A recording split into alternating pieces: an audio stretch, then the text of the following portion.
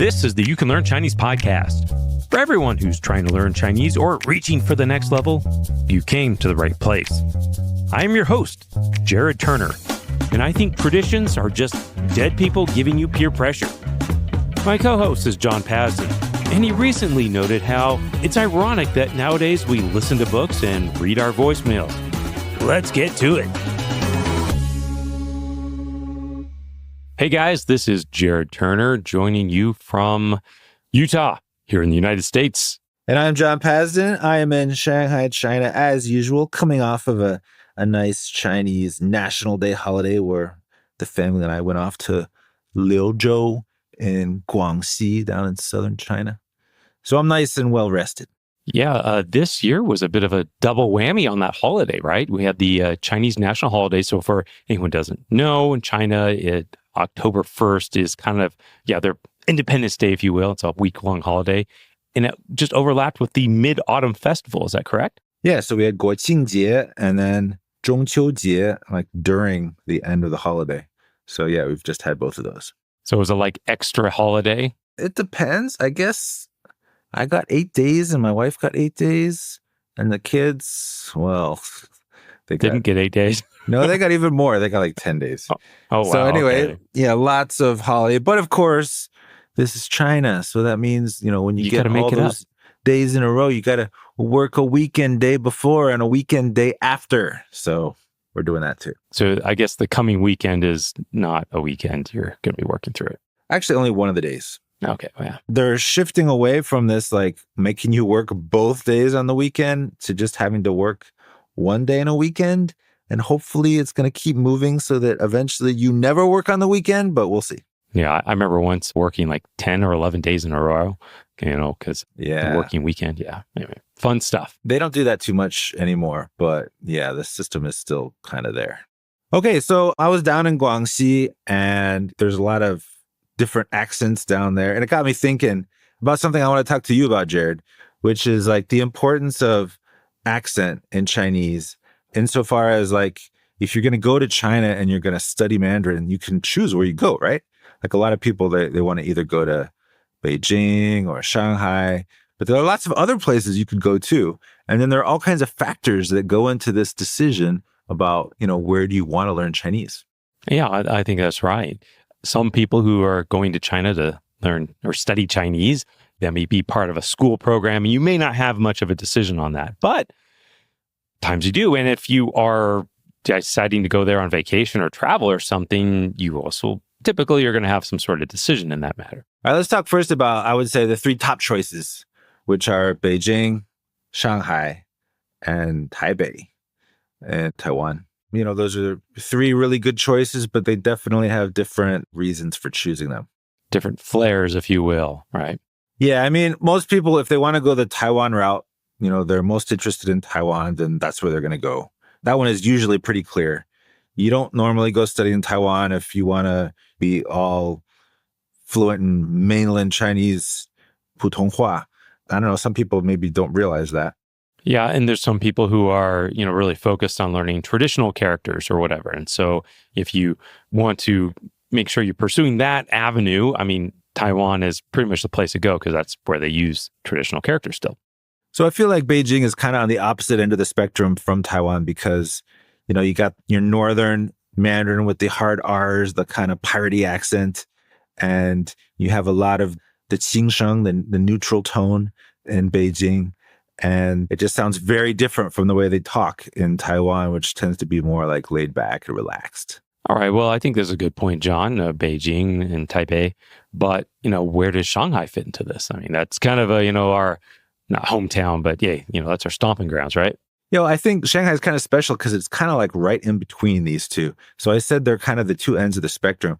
So Shanghai Mandarin, it can be, very standard, but it doesn't have the hard R's of the North. So it sounds kind of like more like the Taiwanese Mandarin in that way. And it actually has fewer of the neutral tones than Northern Mandarin. So it's more like Taiwanese Mandarin in that way. So I kind of feel like Shanghai is sort of a happy medium between the Beijing Mandarin and the Taiwanese Mandarin. Yeah, I definitely think there's a few things that are pronounced in a way that's a little bit more unique to Shanghai.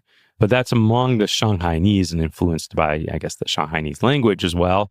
But Shanghai is also one of those great big melting pots that most of the people living in Shanghai are not from Shanghai, right? Right. But regardless of whether they're from Shanghai or not, remember, I'm talking about Mandarin, like not Shanghainese, but Mandarin. And when you're in Shanghai, you will hear Shanghainese, but especially nowadays, compared to like 20 years ago, you will hear mostly Mandarin. And so we're talking about the accent of Mandarin, not a different variation of Fangyan, as they call it in Chinese, which is really more than a dialect. It's almost like a separate language. Yeah, totally. I think this is also a good point to bring up, John, is how, and I guess it's really from a Western perspective, an American perspective even, is that we oftentimes, when we learning a language, we get really focused on, our accent. So, hey, we can speak, Chinese with a perfect accent. Well, that's not many people really can do that, right? But there's a real focus on making sure, hey, you have a real kind of standard accent, because in English, a lot of times people will judge you based on your accent. So that's oftentimes how, we might think as we're approaching and trying to speak Chinese. But in Chinese, it's also a little different because pretty much everybody's got an accent. There's so many different regional, dialects, as we, typically might say, but, Taipei and Fangyuans or all that type of stuff that influence your pronunciation. And so it's a little different in Chinese that, what accent do you have? Well, everyone's got an accent. So it's a little less critical or you're not, I guess, evaluated as much based on your accent as you would be for someone who's speaking English as a second language. But if you think about it, and you're really going for the long term, and your Mandarin is going to get better and better, then it is going to start to approach the accent of the people that live there, the natives. And, you've probably heard of this concept of the prestige dialect, like which version of the language gets the most respect. And in mainland China, I got to say, it is the Beijing dialect. Like if you sound like you speak Mandarin because you've been living in Beijing for years, it does impress Chinese people. But for me, like I don't want to impress people because I lived in Beijing. Like I want to speak good Mandarin, but I don't want to sound like a Beijinger. I never really have wanted that. But I have to admit, I know it does impress people. And at the same time, if your Mandarin sounds like you're from some like backwoods little town, it can do the opposite of impressing people. So, John, in your view, would you equate the Beijing accent akin to something like the Queen's English in Britain? I guess so. I mean, the two countries are very different, obviously, but yeah, that's the idea, the prestige dialect, right? That's right. But I would say as well, though, it's a little easier, though, to adopt and to be able to speak more standard Mandarin in the Beijing accent as it is to perhaps speak the Queen's English. Is it easier? I don't know. It's hard to compare. Yeah. John, this reminds me of an interview I did for the podcast. One of our early guests, this was episode 10 with John D'Andrea. Gosh, it was over almost 6 years ago, John. That's crazy. Yeah. Anyway, so John, he started learning Chinese, like, I think in the late 70s. And when China opened up in the early 80s, he went to China and he went and studied in Lanzhou. What province is Lanzhou in? Gansu, I guess. Sounds about right. Okay, let's go with that. Anyway, so it's not a big city. I think it's like a second-tier city, I believe. So he didn't really interact with many Chinese people at all until he finally had the opportunity to go to China and really practice and solidify his Chinese. And so he's got great Chinese now, but at the time, he spent like a year in Lanzhou. And at that time, I mean, it's like 50 years ago. It was a much smaller town. It's kind of like, backcountry, backwater town. And he spent all this time there. And he tells a story, and you can listen to it in the interview, about almost a year later, he went to Beijing to do something with his visa or whatever. And when he got there, well, number one, he's a foreigner, a white person in China, at the time, speaking Chinese.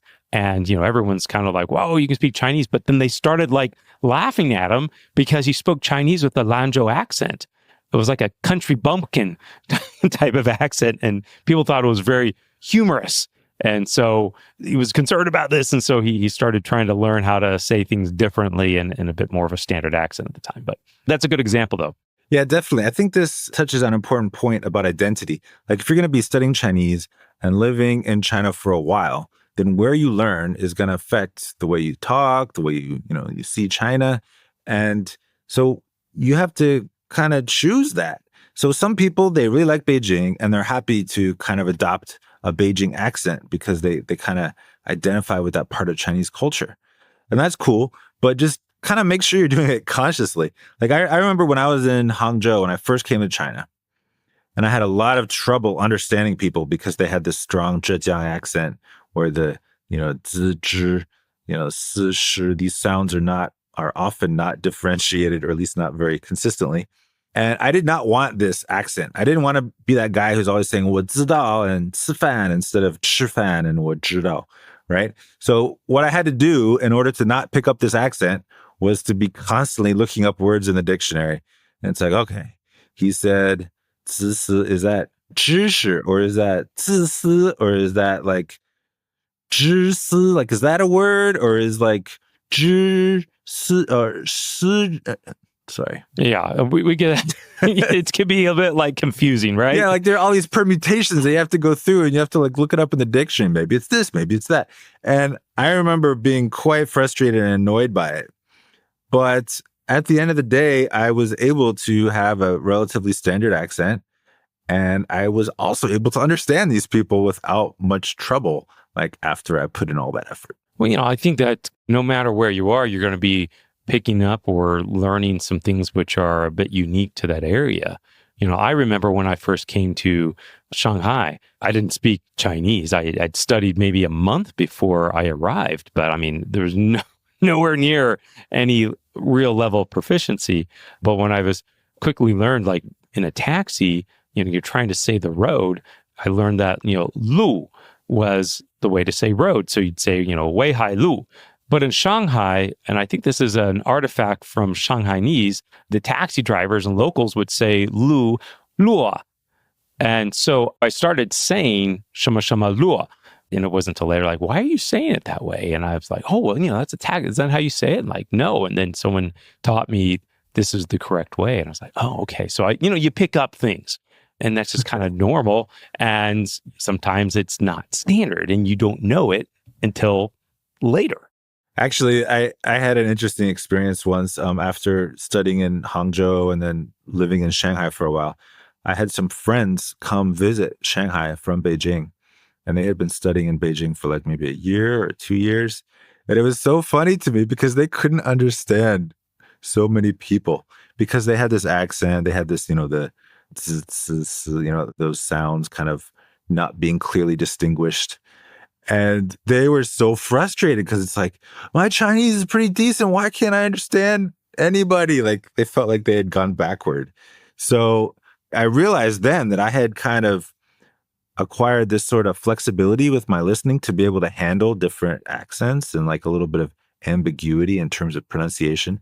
And they were in like that super standard Beijing Putonghua land where everything was so standard and they had a hard time with it. And of course, we'd cut those guys some slack, right?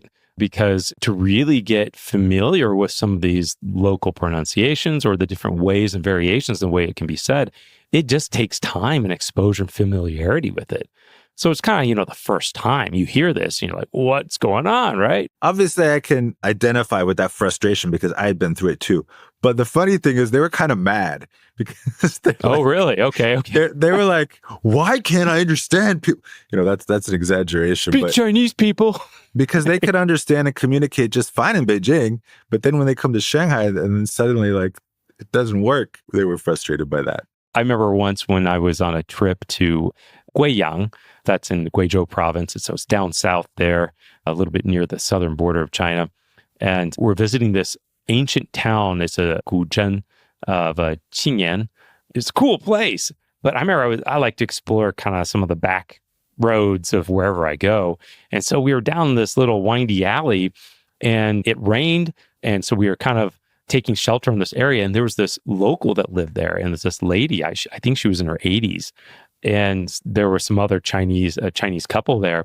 And so I was trying to talk to this lady and I couldn't understand her, John. I picked up, maybe a word here and there in her sentence. And I was like, what is she saying? And so there was another Chinese couple there and they were kind of translating. So they were repeating what she was saying in Chinese because she was speaking Mandarin. She wasn't speaking some dialect. She was speaking Mandarin, but I couldn't understand her accent. Are you sure she was speaking Mandarin? How do you know she was speaking Mandarin? Well, because I asked the guy after we left, I'm like, was she, speaking Putonghua? He's like, like, yeah. It said her accent was very strong. And I'm like, okay, I thought so because I could understand a word here and there, but like, I didn't understand what she was saying. And so he was literally translating. So I would liken this to like, if, talking to somebody in the deep South in America and someone's got a very thick, heavy Southern accent, and maybe that person just doesn't know what's being said. And so, you could listen to that, John, right? And you could repeat it back in maybe standard English in a way that someone else would understand. But they're speaking the same language, just as if the accent's very different. But sometimes you'll have the other situation where the person is not even speaking to you in Mandarin. Like I used to speak to my wife's grandmother. Like she lived to be over 100. Wow. She just passed away during COVID. And when I would talk to her, I would use Mandarin and she would reply to me in Shanghainese.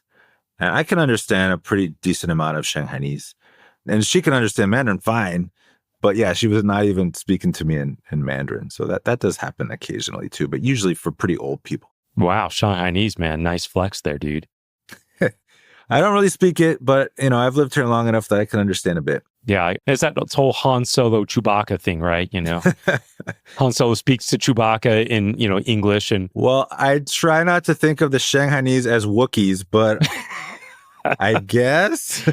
Okay, I wasn't expecting you to take the analogy that far, but, yes, Chewie, no. Yeah. Okay, right. They are pretty cool, though.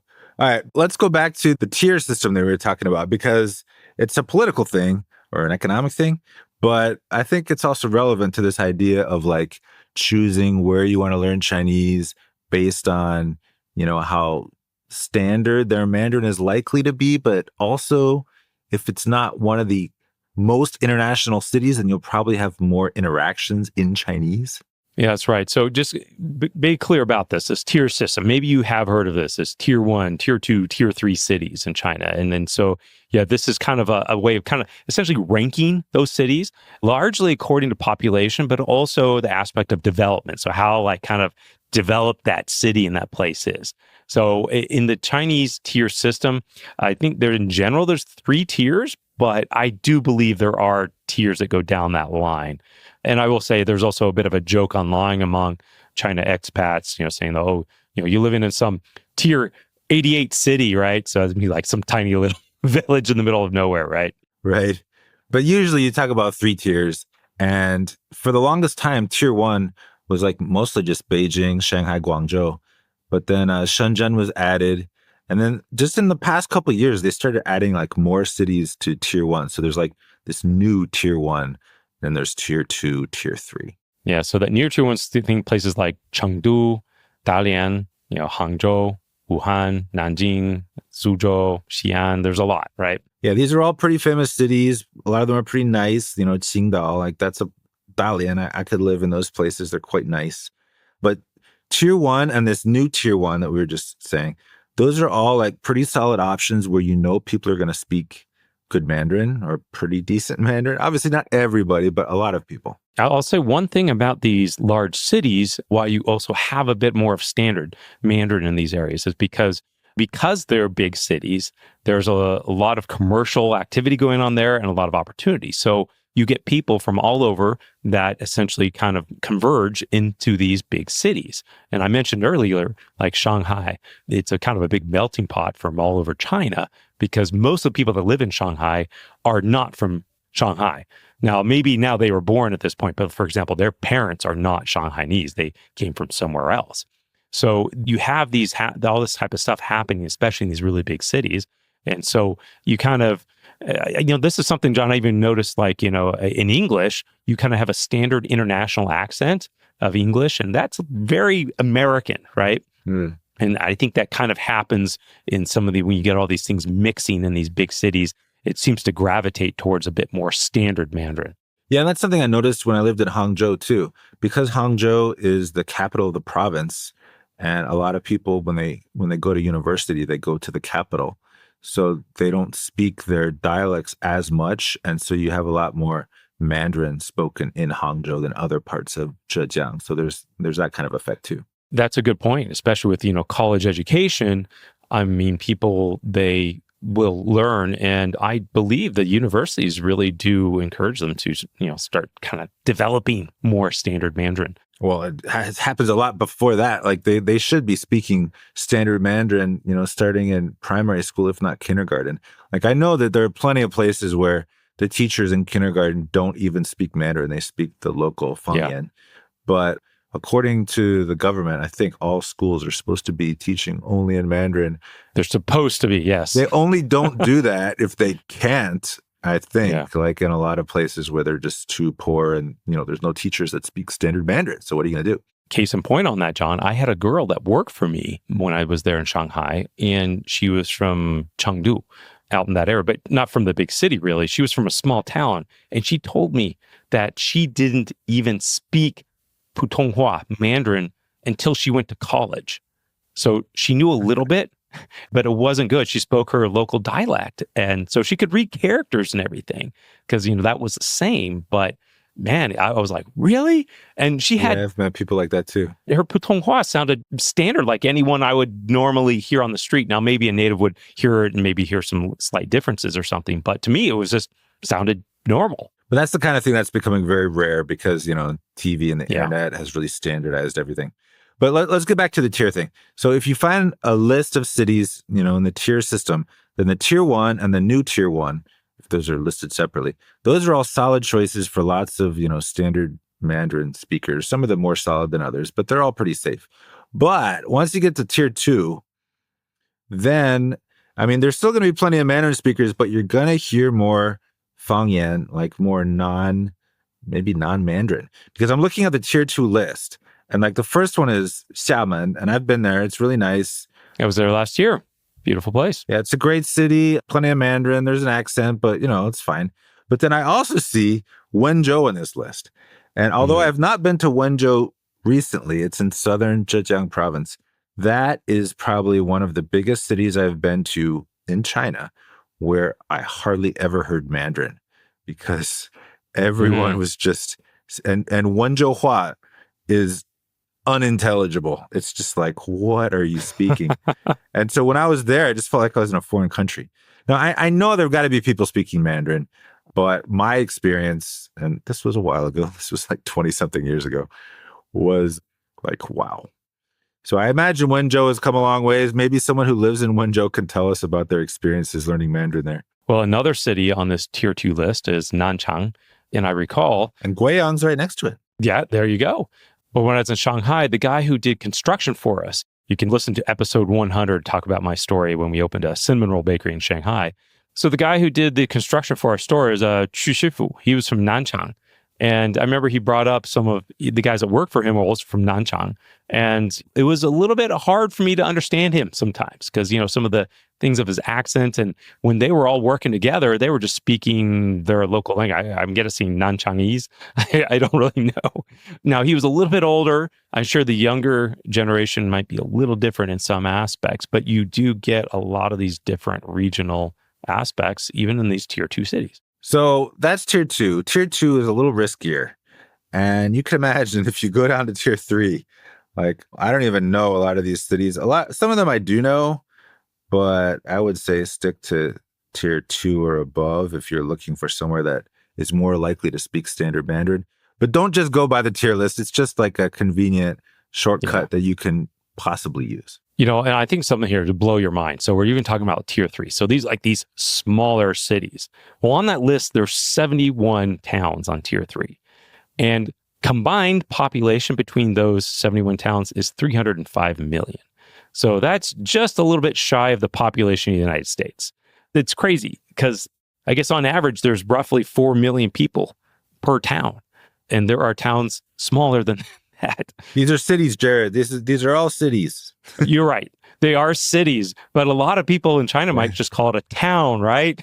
They'll be say like, "Oh, I'm from a small town." I'm like, "Oh, what? Where's it at?" They might tell me the name and like, how many people are there? And like, "Oh, not many, just like 2 million." I'm like, "Wow, all right."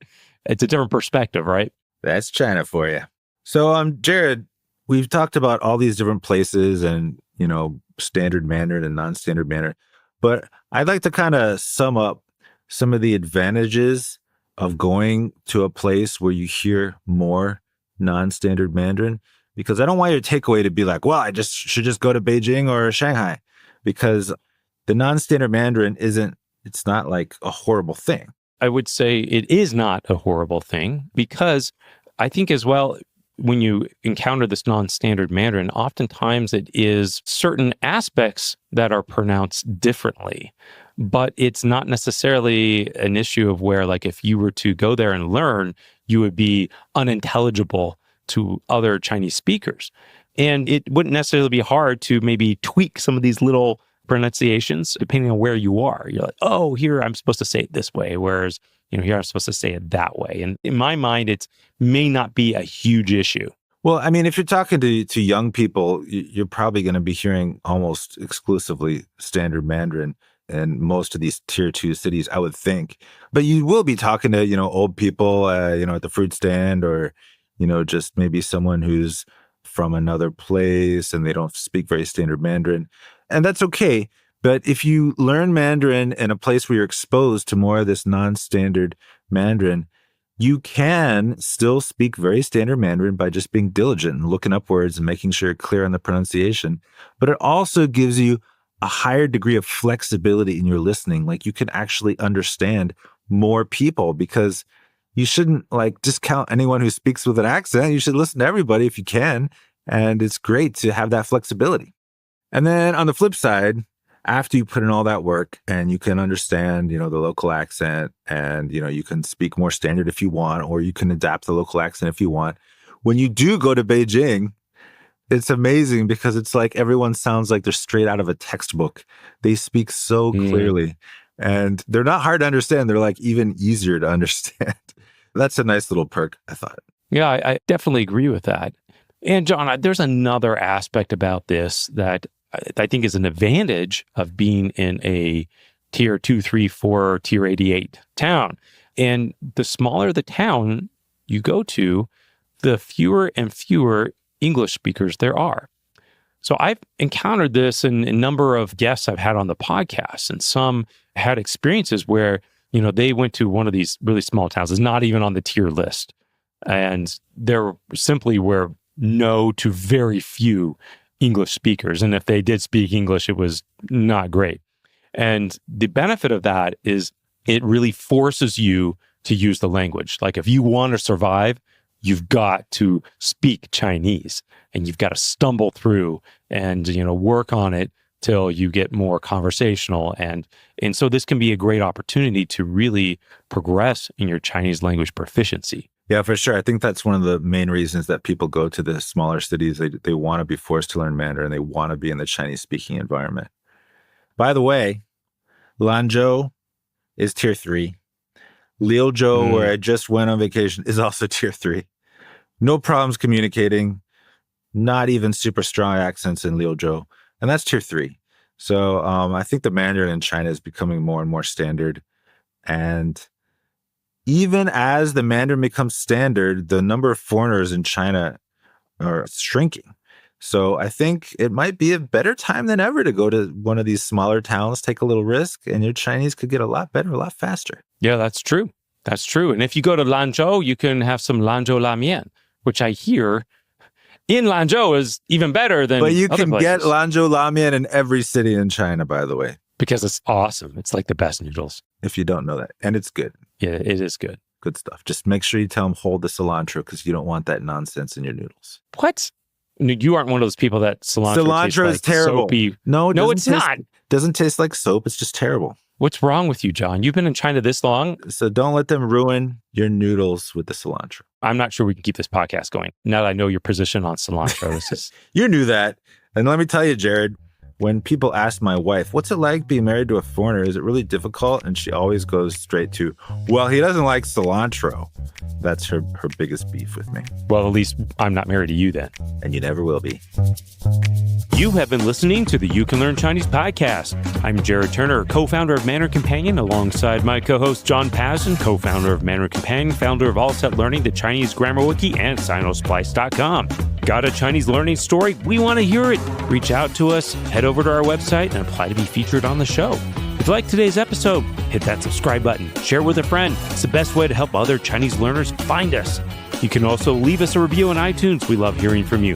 Or come connect with us at mandarincompanion.com and follow us on Instagram, Facebook, and Twitter for more tips, updates, and good times. Want a fun way to boost your Chinese? Grab a Mandarin Companion graded reader available on Amazon, Apple Books, Google Play, or wherever you get your books. Apologies to John Cena, just ran out of time. You Can Learn Chinese podcast is produced by myself, Jared Turner, and is edited by Jasper Chua. And of course, a big thanks to my co-host, the man, the myth, the legend, John Passy. See you next time.